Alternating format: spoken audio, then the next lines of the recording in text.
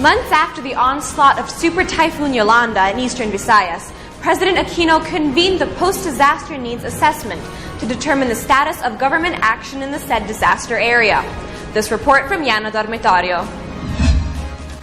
6 months after Super Typhoon Yolanda hit the country, President Aquino has approved in principle the 104.6 billion pesos post-disaster needs assessment that will cover 4 regions, 11 provinces, and Tacloban City. NDRRMC Chief Alexander Pama presented the report during the cabinet meeting in Malacanang.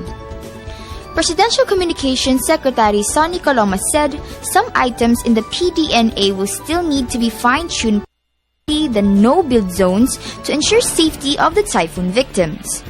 President Aquino also approved the recommendation to allow local government units to realign downloaded funds for other rehabilitation projects. Directed the cabinet to act with an increased sense of urgency in finalizing the post-Yolanda rehabilitation plan, especially in view of the expected onset of the rainy season in June. As reported by Secretary Lacson, rehabilitation plans have been completed for Leyte Province, Western Samar Province, and Cebu Province, as well as Tacloban City.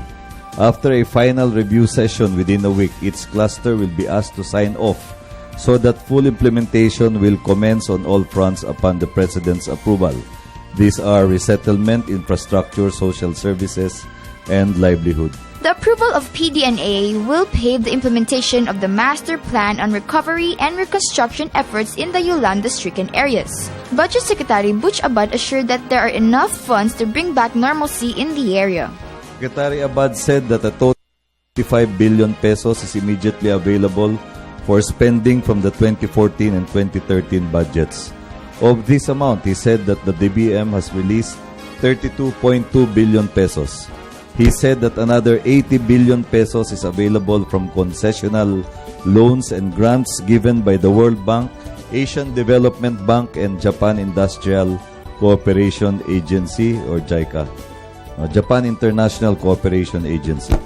Furthermore, another 15 billion pesos has been received from foreign governments out of the more than 34 billion pesos in pledges and commitments as reflected in the FAITH website. The HUDCC and the NHA reported that since March this year, construction has begun on a total of 2,844 new permanent housing units. A total of more than 200,000 new houses will be built until 2016, covering 1.301 hectares.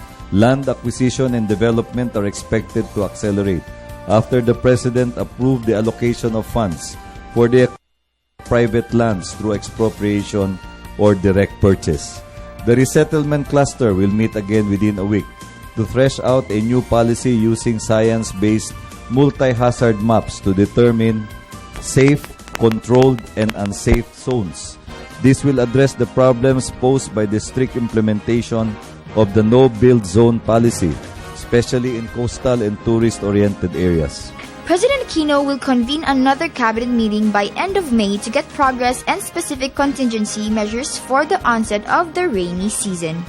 This is Yana Dormitorio for News at 1, Junior Edition.